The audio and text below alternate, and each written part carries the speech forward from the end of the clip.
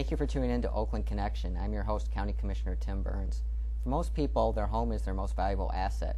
Unfortunately, in these troubled economic times, many people are facing the risk of losing their home. Today we have Kathy Williams here to talk a little bit about tips you can take to protect your most valuable asset, your home.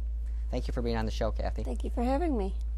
Can you tell us a little bit about what your role is with Oakland County? Sure. I'm the housing counselor. We have a unit at Oakland County as part of the Oakland County Community and Home Improvement Division called the Housing Counseling Unit. And we provide assistance to all residents of Oakland County on just a wide variety of housing-related issues, be it landlord-tenant, pre-purchase counseling, mortgage refinance, budgeting, credit, landlord-tenant issues, reverse mortgages, and lately more and more people that we're seeing are having trouble maintaining their mortgage, and they're worried about defaulting on their mortgage, possibly losing it through the foreclosure proceedings. Right. We hear a lot in the news about the tough economic times we're facing. How do we rank in regards to foreclosures in Oakland County? Well, in southeastern Michigan in general, we rank as #1 in the nation. Unfortunately, in Michigan as a whole, it's been in the top 5 for the last couple of years.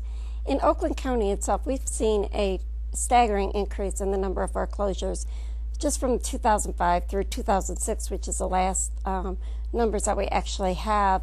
We found that 85% increase in the number of foreclosures, or 1 out of every 97 homeowners have lost their home through foreclosure in 2006. From 2000 through 2006, we've seen an increase of 585%. Those numbers are just staggering, from 200 to almost 4,900 homes lost. And we want to do something to combat that, to make that trend start decreasing instead of continuing to increase. Now, what are some of the reasons for this dramatic increase? There's several different reasons, but 3 really stand out. The #1 is loss of employment. People have purchased their home based on an expected income and expecting that income to continue. When they lose their job, they're not always able to find a new position that either pays the same amount, or it may take them several months to find a new position. In the meantime, the mortgage company still expects their money.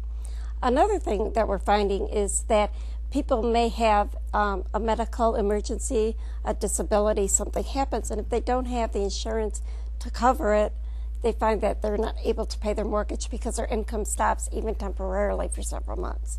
And finally, we see that some of the exotic loan products that were very popular a few years back are starting to come due.